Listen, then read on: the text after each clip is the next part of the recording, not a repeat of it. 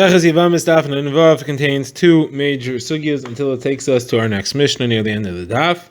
The first sugya is that of a improper bia, a bia which is either ba'ones, bishogeg, or partial, it's hara, a bia like that, which a yavam performs, which we said works. The question is, does that work to the extent that it can allow the yavam to eat truma if he's a kohen, and she's required to be married to him to eat truma? The Gemara will have two different versions of a machlokes between Rav and Shmuel, and the Gemara will analyze the brisa. And the second sugya on the daf will be that of an Eshes Kohen who's nenas, when she becomes forbidden to her husband, and how we know that. So let's begin the Gemara. The Gemara is commenting on the Mishnah. The Mishnah had listed a number of different types of improper bias that a yavam could perform.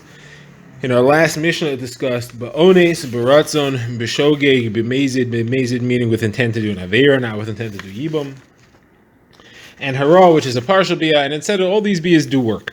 So the Gemara says everybody agrees that those bias work to the extent that they are now husband and wife. The yibum is fulfilled, and she is now his wife l'chol davar, and he inherits the property of his brother who was her former husband. The question is, if he's a Kohen and she was not a Kohen, she's a Bas Yisrael, can she now eat Truma? Does this be a work to the extent that it helps her eat Truma? Now, what's involved in this? So the Gemara says it really depends if we're talking about that she fell to Yibum from Erison or from Nesuin. That is, was she fully married to her first husband?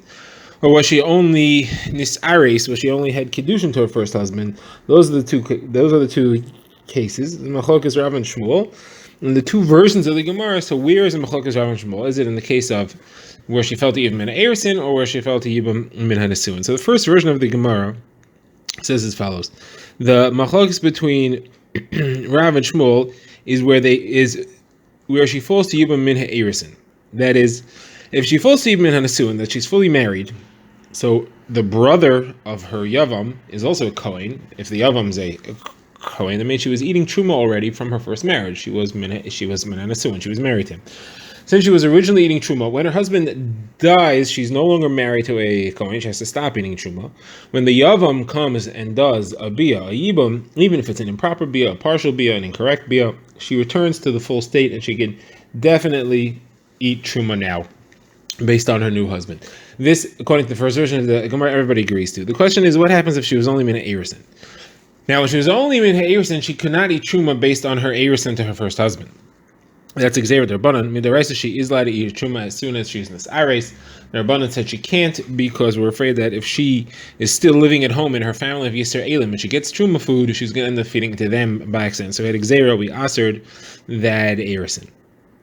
Now, so in her first marriage to her first husband, she could not eat truma. The question is, when the yavam does bia, can she eat truma now? So she's fully married to him. She's not Nisaris to him, even though she fell to Yibum in Erison. Once he does Yibum, she's fully married to him. That takes the place of Erison, assuming everything.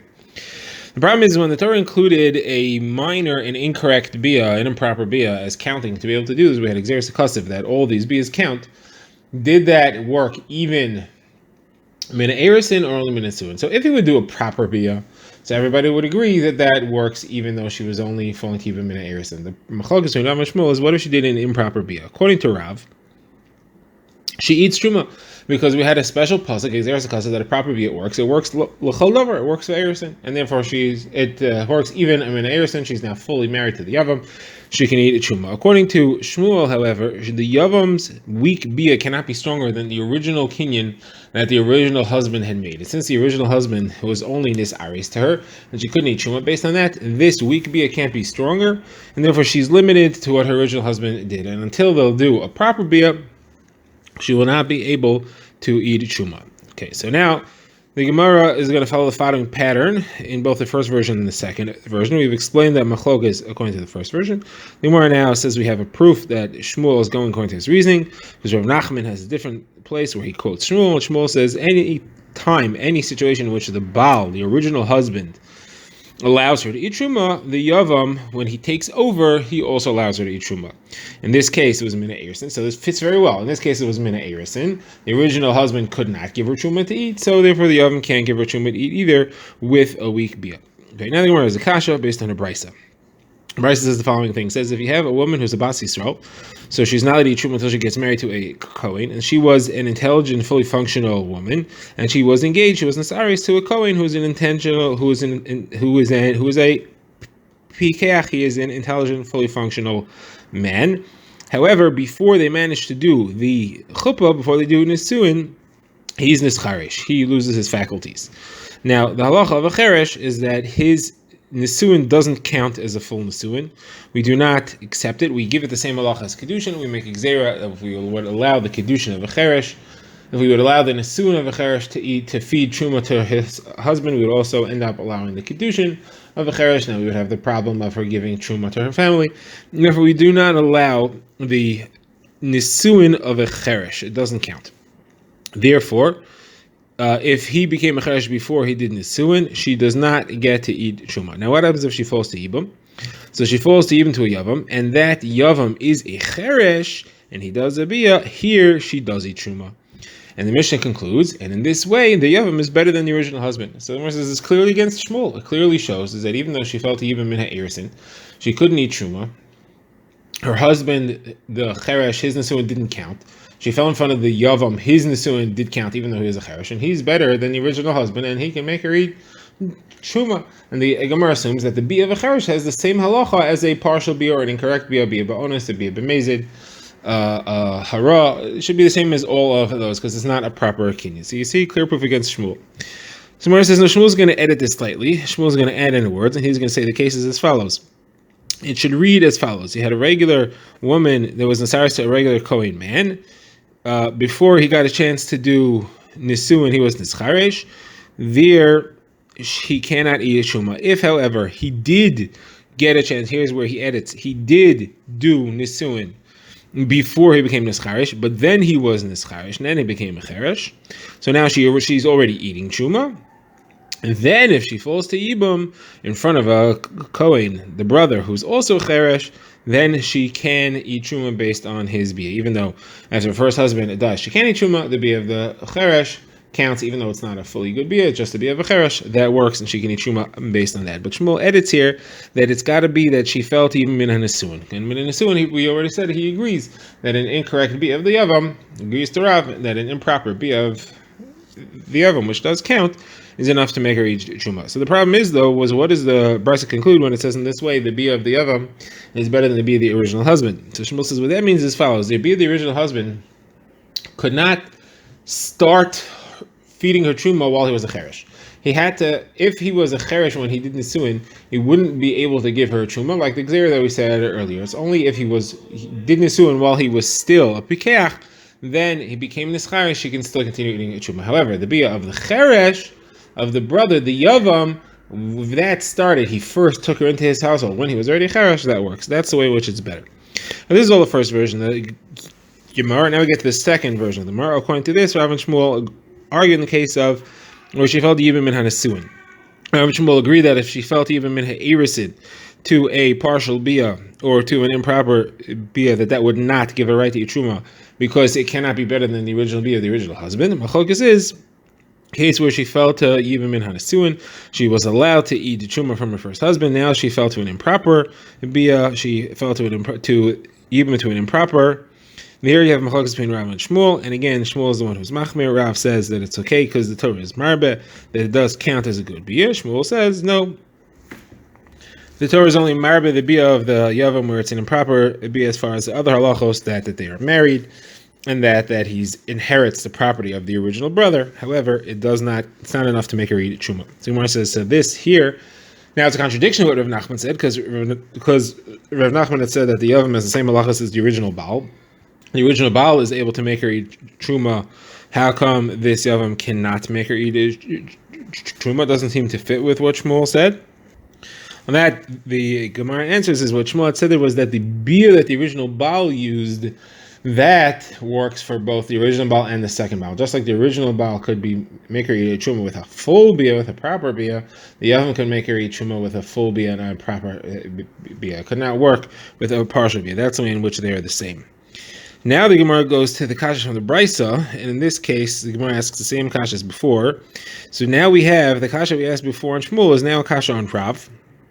And we're going to give the same answer according to Rav, and that is that the Brisa seems to show that according to our original understanding, the Brisa seems to show that min ha'erisin, if she falls to Yibam, the Yavam who does an improper rabia because he's a cheresh, that does work and it's better than the original husband. That doesn't fit, not according to Rav, not according to Shmuel. According to Rav, we'll say that no, it's talking about where it was minasuin. We'll edit it talking about where it was minasuin because Rav agrees that if the original husband was married to her, if she fell to even minasuin, the bia of the charish, which is improper bia, does work. So Rav answers it that way.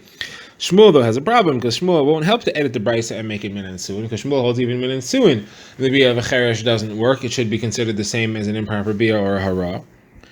So this remains a kasha on Shmuel. The Gemara concludes, yes, it's a kasha. Shmuel is not going to fit with this brisa, at least according to our current understanding. The Gemara doesn't seem to be, it doesn't say tiyufta, it just says a kasha. It's a kasha on Shmuel. And now the Gemara goes into the brisa itself to try to understand it more deeply. The Brisa, the way the Gemara quotes it now, is slightly different. The Brisa says, Yevamos Yisrael who's a bikachas, she's an aris to a Kohen who's a bikeach. Everything's fine, but he does not manage to do nisuin and to actually complete the marriage until he becomes a cheresh. Now, you have a problem. The fact that they were nisaris does not allow her to eat shumas, like we said, and now he cannot do a full kinyan. He's a cheresh. The kinyan of a cheresh does not work to let her eat truma. So the Brisa says she cannot eat truma. Now, if she goes ahead and she then has a child from him, so now she is the mother of a Kohen, so she can eat truma because she has a son who's a Kohen, that's enough. So now she eats truma. Now what happens if that son then dies? Can she go back to, does she revert back to being unable to eat truma? Or now, since she had a son and she has a husband who's a cheresh, who's a Kohen, can she now eat truma? So the Gemara says, the Chachamim say she does not eat truma. She has to go back to her state of not being allowed to eat truma. Rabbi Nosson says she can continue to eat truma. The Gemara is bothered by what is pshat in Rav Nosson. Why should she be able to continue to eat truma? She no longer has a valid reason. So the Gemara first wants to say, well, since she had a period in which she was allowed to eat truma, she can keep eating truma. But the Gemara rejects that. The Gemara says, if that would be true, then any time a woman is married to a Kohen and he dies, she should be able to continue eating truma, even though she doesn't have a husband, she doesn't have a child, who are Kohanim. Now that's not true. You have to maintain a valid, immediate relationship to a Kohen to be able to continue to eat truma. So the Gemara therefore says, Rabbi Nosson really argues on the whole thing. Rabbi Nosson argues in the entire brisa. Rabbi Nosson holds is that even the cheresh himself, the nisun of a cheresh, works and she could eat truma based on her husband. And the Gemara says is that really Rabbi Nosson argues in the entire brisa. He argues on the first part too. And the first part that said that when her husband becomes a cheresh before he does nisun, that she can't eat truma based on her marriage to him, that's only the Rabbanan speaking. The Chachamim disagree. We only bring in the case of the son to show that the Rabbanan agree in that case. Rabbi Nosson said you wouldn't even need to have a son.